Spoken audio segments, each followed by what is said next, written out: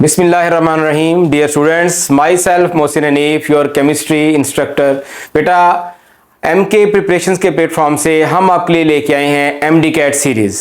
बेटा MD CAT series में हम आज आपके साथ डिस्कस करेंगे हमारा जो नेक्स्ट लेक्चर है दैट इज़ लिक्विड्स। बेटा आज के लेक्चर में जो लिक्विड चैप्टर है हम इसके साथ आपके इसके जो एमसीक्यूज हैं वो आपके साथ शेयर करेंगे। बेटा इसका जो लेक्चर है वो हमारी पिछली सीरीज में गुजर चुका है और इसके जो कॉन्सेप्ट्स हैं, थ्योरीज हैं, वो हम कंप्लीटली डिस्कस कर चुके हैं। बेटा आज के लेक्चर में हम इस चैप्टर से रेलेवेंट बहुत इंपॉर्टेंट एमसीक्यूज डिस्कस करने वाले हैं। ऐसे एमसीक्यूज जो बेटा कॉन्सेप्चुअल हैं, ऐसे एमसीक्यूज जो प्रीवियस पेपर्स के अंदर आ चुके हैं, उनको हम आज के पेपर में डिस्कस करेंगे। तो बेटा इस वीडियो को आपने पूरा देखना है, एंड तक देखना है, and this video will be very informative for you.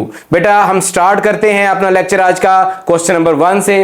बेटा हमारा क्वेश्चन नंबर 1 है liquid state of matter that is emerge from. बेटा लिक्विड स्टेट जो है वो किससे इमर्ज होती है? 4 ऑप्शन है बेटा।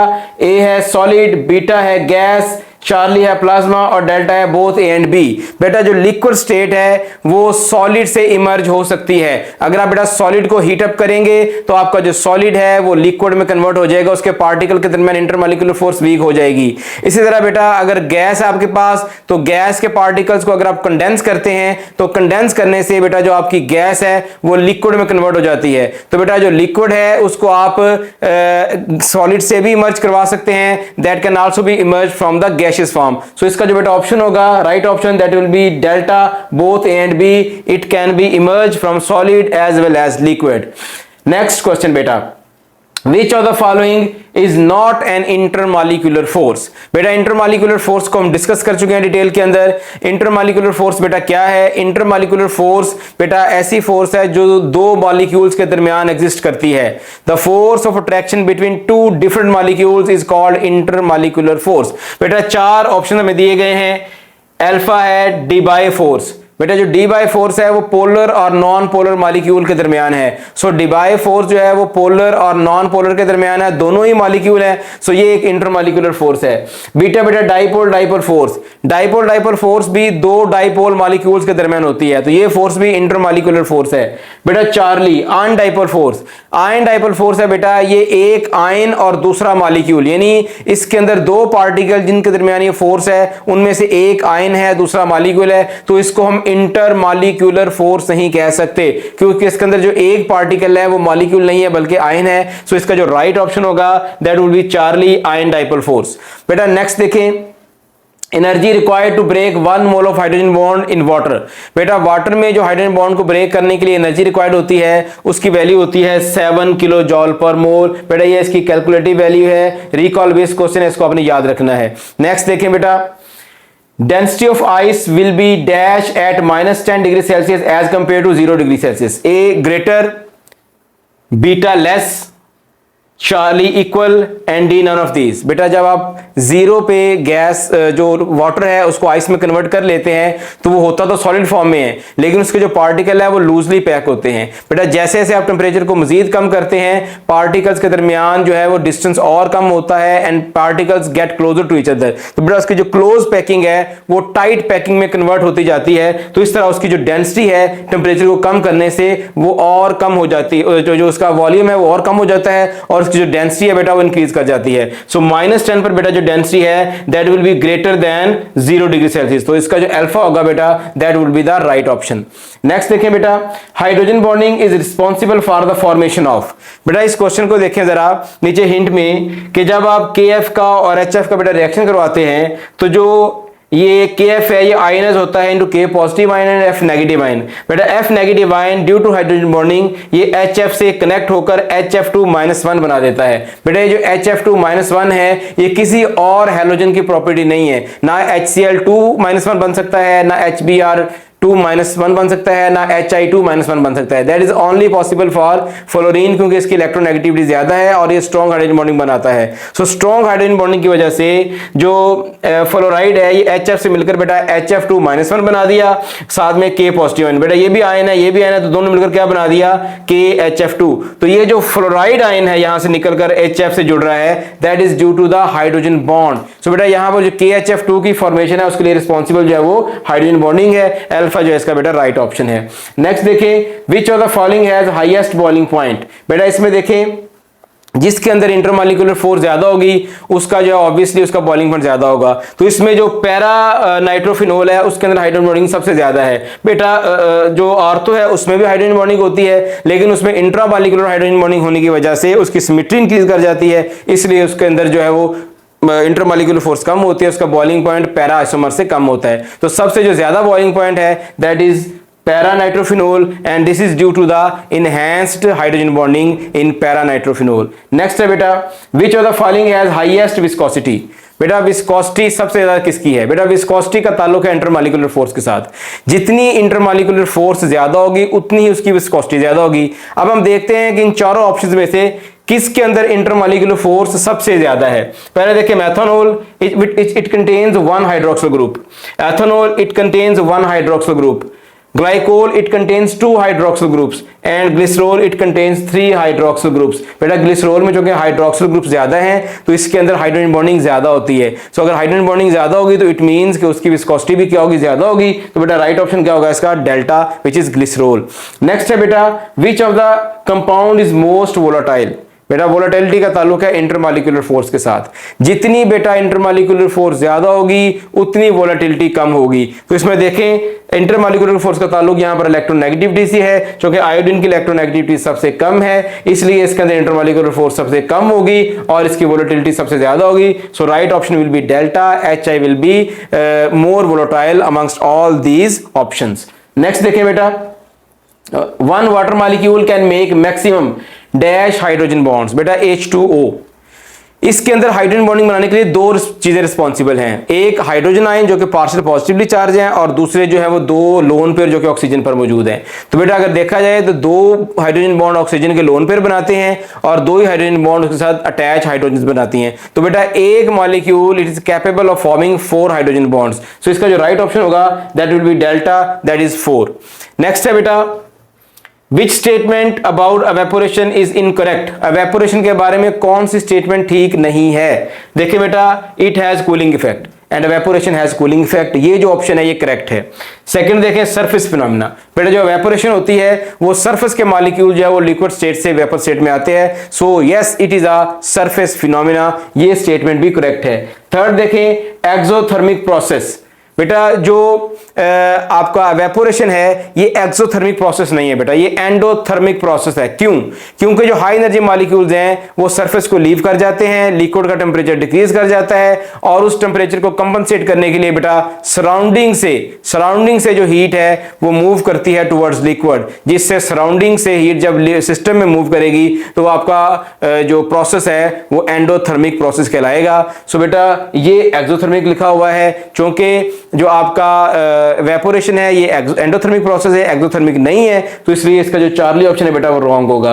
डेल्टा देखें कंटिन्यूस फिनोमिना, ये भी ठीक है, क्योंकि evaporation occurs at all temperature, so ये हर वक्त होता रहता है, कंटिन्यूस होता है, रुकता नहीं है, सो ये भी ठीक है। बेटा अल्फा बीटा और डेल्टा 3 ऑप्शन राइट हैं, जबकि चार्ली ऑप्शन ये राइट नहीं है। अगर यहां पर एंडोथर्मिक होता तो फिर ये ठीक होना था। सो इस क्वेश्चन का जो राइट आंसर है वो चार्ली है।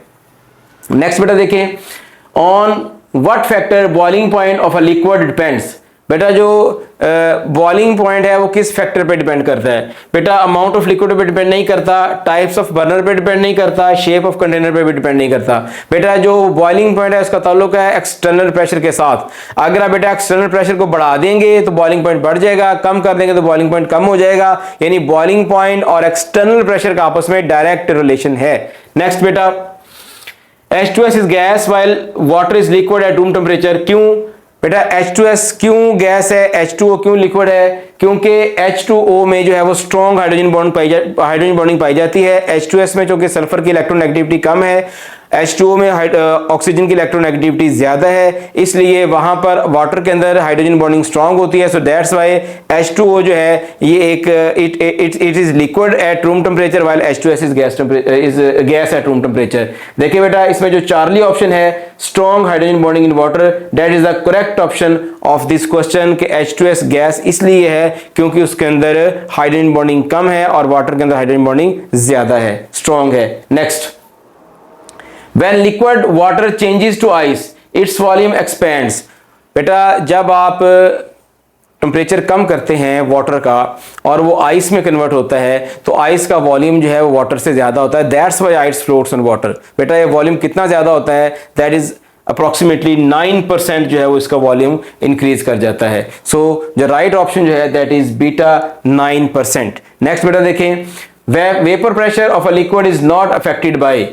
बेटा जो वेपर प्रेशर है वो किस से अफेक्ट नहीं होता, सरफेस एरिया। बेटा सरफेस एरिया जो वेपोरेशन को अफेक्ट नहीं करता, वॉल्यूम ऑफ वेसल ये भी वेपर प्रेशर को अफेक्ट नहीं करता, अमाउंट ऑफ लिक्विड ये भी बेटा वेपर प्रेशर को अफेक्ट नहीं करती। तो ये तीनों फैक्टर जो हैं ये वेपर प्रेशर को अफेक्ट नहीं करते। So right option will be delta, that is all of these. Next है बेटा, which of the following has most prominent London forces in them.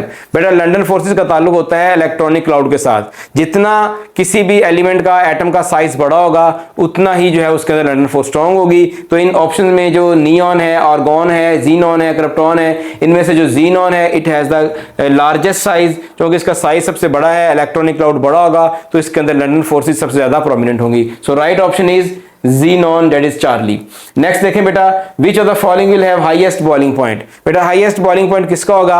बेटा जो बॉइलिंग पॉइंट है इसमें देखें सारे के सारे नॉन पोलर हैं और नॉन पोलर के अंदर जितने नंबर ऑफ एटम ज्यादा होते हैं उतना ही उसका जो है वो इंटरमॉलिक्यूलर फोर्स ज्यादा होती है और उतना ही उसका बॉइलिंग पॉइंट भी ज्यादा होता है। तो देखें इसमें दो पेंटेन है, एक चार्ली और डेल्टा, दोनों में टाई है। बेटा जो नियो पेंटेन है ये चूंकि ब्रांच है सिमेट्रिकल होता है, तो जो सिमेट्रिकल ब्रांच होते हैं कंपाउंड उनका जो बॉइलिंग पॉइंट कम होता है और जो स्ट्रेट चेन होते हैं लीनियर उनका बॉइलिंग पॉइंट ज्यादा होता है। तो नियो पेंटेन और नॉर्मल पेंटेन में से जो एन पेंटेन है उसका बॉइलिंग पॉइंट ज्यादा।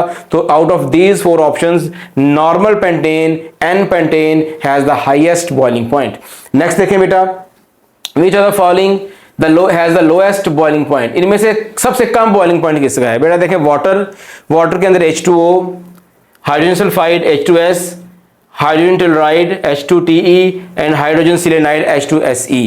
बेटा देखिए इसमें अगर आप सीक्वेंस को चेक करेंगे तो इसमें जो लास्ट टू मेंबर्स हैं इनके बॉइलिंग पॉइंट ज्यादा होते हैं, पहले का भी ज्यादा है लेकिन दरमियान वाले का कम है। बेटा इसकी रीजन ये है कि जो पहले वाला मेंबर है वो तो हाइड्रोजन बॉन्डिंग बना लेता है और जो लास्ट टू मेंबर है उनमें जो हाइड्रोजन के साथ जो दूसरा एलिमेंट है उसका साइज बड़ा होने की वजह से उसके अंदर लंडन फोर्सेज प्रोमिनेंट हो जाती हैं। बेटा जो सेकंड वाला है सल्फाइड, इसके अंदर ना तो हाइड्रोजन बॉन्डिंग इतनी प्रोमिनेंट होती है और ना ही इसका साइज इतना बड़ा होता है कि लंडन फोर्स बना सके, इसलिए इसको हम कहते हैं बॉर्डर लाइन केस। सो बॉर्डर लाइन पे होने की वजह से ये ना तो हाइड्रोजन बॉन्डिंग के केस में फॉल करता है ना ही बेटा ये लंडन फोर्स के केस में फॉल करता है। सो इसका जो बॉइलिंग पॉइंट है वो इन तीनों से कम होता है। So right option is beta, that is hydrogen sulphide. इस कॉन्सेप्ट को बेटा हम डिटेल में हमारे लेक्चर में डिस्कस कर चुके हैं। नेक्स्ट देखें बेटा, hydrogen bonding exist in the molecules of. बेटा हाइड्रोजन बॉन्डिंग किन के अंदर एग्जिस्ट करती है। अल्फा है protein, beta carbohydrate, Charlie ammonia and delta all of this. बेटा प्रोटीन में एग्जिस्ट करती है कार्बोनाइल और अमाइनो ग्रुप, कार्बोनाइल की ऑक्सीजन और अमाइनो ग्रुप की हाइड्रोजन के दरमियान हाइड्रोजन बॉन्ड बनता है। कार्बोहाइड्रेट में भी बेटा हाइड्रोजन बॉन्ड एग्जिस्ट करती है क्योंकि इसके अंदर भी OH ग्रुप्स होते हैं और कीटोनिक और एल्डिहाइड ग्रुप भी होता है। बेटा अमोनिया के अंदर भी नाइट्रोजन इलेक्ट्रोनेगेटिव है और साथ में हाइड्रोजन भी अटैच है, तो यहाँ पर भी हाइड्रोजन बॉन्डिंग होती है। तो बेटा इन तीनों के अंदर हाइड्रोजन बॉन्डिंग मौजूद है। So right option will be all of these delta.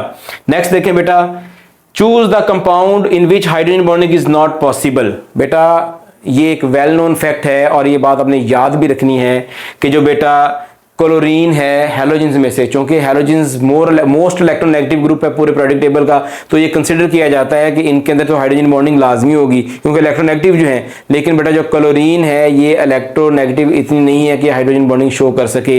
ये बेटा एक एक्सेप्शनल केस है बॉर्डर लाइन पर होने की वजह से। सो HCl जो है इसमें से वो हाइड्रोजन बॉन्डिंग शो नहीं करता और इसका जो राइट ऑप्शन होगा दैट विल बी चार्ली। जो डेल्टा है वाटर ये भी शो करता है, विनीगर में भी OH ग्रुप है शो करता है, और अल्कोहल में भी OH ग्रुप है, तीनों शो करते हैं। लेकिन यहाँ पर जो कि ऑक्सीजन हाइड्रोजन के साथ क्लोरीन अटैच है, तो क्लोरीन की इलेक्ट्रोनेगेटिव इतनी सफिशिएंट नहीं है कि हाइड्रोजन बॉन्ड बना सके, और इसका साइज इतना बड़ा भी नहीं है कि लंडन फोर्स बना सके। सो इसमें जो राइट ऑप्शन होगा that will be Charlie hydrochloric acid.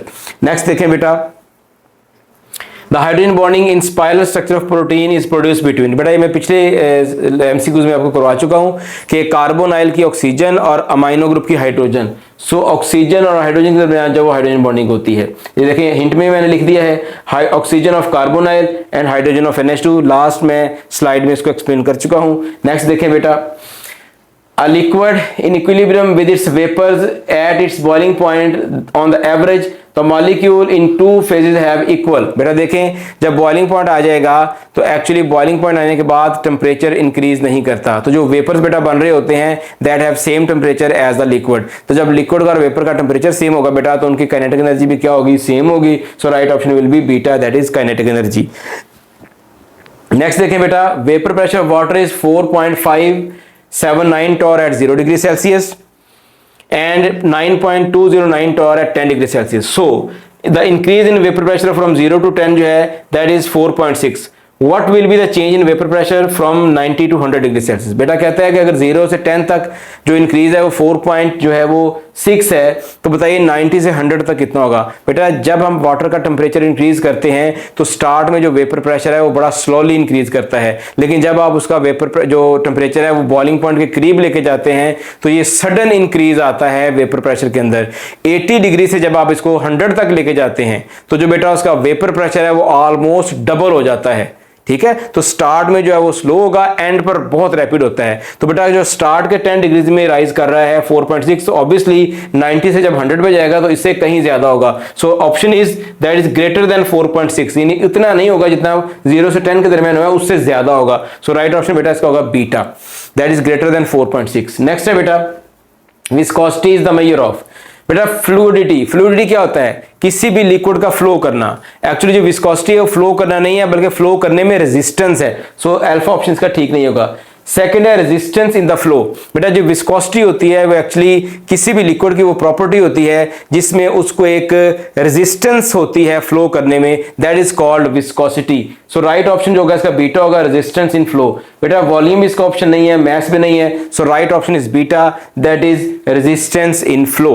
बेटा नेक्स्ट क्वेश्चन है हमारा, diameter of double helical chain in DNA. DNA में डबल हेलिकल चेन का डायमीटर बेटा कितना होता है, ये वैल्यूज याद रखने वाली है। इसका जो बेटा डायमीटर होता है दैट इज 18 to 20 एंगस्ट्रॉम, इसका जो है वो डायमीटर होता है। नेक्स्ट देखिए बेटा question, from 80 to 100 degree Celsius the vapour pressure of the water increases. बेटा मैं आपको पिछली स्लाइड में करवा चुका हूं कि जब आप 80 से 100 तक जाते हैं तो ऑलमोस्ट डबल इंक्रीज होता है। ये देखें जो वेपर प्रेशर है वो 80 पे 355.1 है, और इसको 100 पर जब आप लेके जाएंगे तो ये 760 टॉर तक ऑलमोस्ट 2 टाइम्स हो जाएगा। सो इसका जो राइट ऑप्शन है बेटा वो है चार्ली, दैट इज 2 टाइम्स, यानी ट्वाइस। नेक्स्ट देखें बेटा, at RTP which of the following has the highest vapour pressure. बेटा हाईएस्ट वेपर प्रेशर उसका होगा जिसके दरमियान इंटरमॉलिक्यूलर फोर्स सबसे कम होगी और या उसका जो है वो मॉलिक्यूलर मास सबसे कम होगा। बेटा याद रखिएगा वेपर प्रेशर जो वोलेटिलिटी है वो एक तो उसके इंटरमॉलिक्यूलर फोर्स पे डिपेंड करती है और दूसरा उसके मोलर मास पर भी डिपेंड करती है।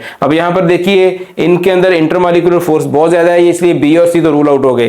बाकी बचे 2 ऑप्शन, अल्फा और बीटा। बेटा जो बीटा है इसमें कार्बन टेट्राक्लोराइड है, ये नॉन पोलर है, तो आपको लगता है कि इसके जो वेपर प्रेशर है वो ज्यादा होना चाहिए, लेकिन ज्यादा किसका है, क्लोरोफॉर्म का। बेटा क्लोरोफॉर्म में एक तो क्लोरीन है, क्लोरीन आपको पता है कि हाइड्रोजन बॉन्डिंग बनाने की सलाहियत नहीं रखती। दूसरा ये है कि कार्बन टेट्राक्लोराइड का जो मोलर मास है वो ज्यादा है, तो मोलर मास ज्यादा होने की वजह से इसका जो वेपर प्रेशर है कार्बन टेट्राक्लोराइड का वो कम हो जाता है, और जो क्लोरोफॉर्म है उसका जो है वो ज्यादा है, वो ज्यादा वोलेटाइल है। So right option will be chloroform. Next देखिए बेटा, Which of the following has strongest hydrogen bonding between their molecules? बेटा strongest hydrogen bonding जो है वो HF के दरमियान होती है, क्योंकि हाइड्रोजन बॉन्डिंग का ताल्लुक है बेटा इलेक्ट्रोनेगेटिविटी डिफरेंस के।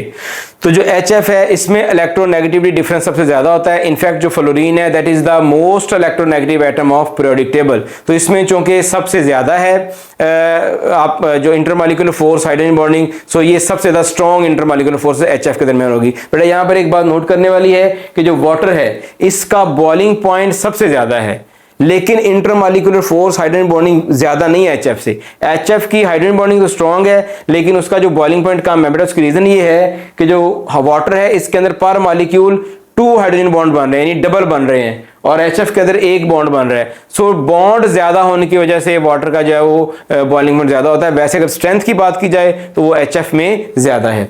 नेक्स्ट देखिए बेटा, at Mount Everest water boils at. Mount Everest पर बेटा वाटर किस टेम्परेचर पे बॉयल करता है? बेटा वाटर का टेम्परेचर होगा 69 डिग्री सेल्सियस, क्योंकि उसका वेपर प्रेशर एटमॉस्फेयर प्रेशर बहुत डिक्रीज कर जाता है। सो दैट्स वाई उसका जो है वो वाटर जो है वो 69 डिग्री सेंटीग्रेड पर बॉयल करता है। ये भी एक याद रखने वाले वैल्यू है, रिकॉल बेस्ड क्वेश्चन है बेटा। इसके साथ ही हमारा जो इसका पहला पार्ट है आज की डिस्कशन का वो यहाँ पर कंप्लीट होता है। हमने आपकी आसानी के लिए, ताकि वीडियो ज्यादा लेंथी ना हो, हमने इस डिस्कशन को भी, इन MCQs को भी 2 हिस्सों में डिवाइड कर दिया है। आज मैंने आपके साथ लिक्विड्स के, पास्ट पेपर्स के और उससे सिमिलर क्वेश्चन को डिस्कस किया है बेटा। नेक्स्ट लेक्चर में मैं आपके साथ जो है वो एटॉमिक स्ट्रक्चर के जो बहुत इंपॉर्टेंट MCQs है, बहुत इंपॉर्टेंट लेक्चर होगा, उसको मैं आपके साथ डिस्कस करूंगा बेटा। आज हम यहाँ पे इसको वाइंड अप कर रहे हैं। होप्स हो कि आपके कॉन्सेप्ट्स MCQs के हवाले से क्लियर हुए होंगे। तो बेटा यहाँ पर हमारा जो लेक्चर है इसको हम आज को यहीं पे वाइंड अप करते हैं।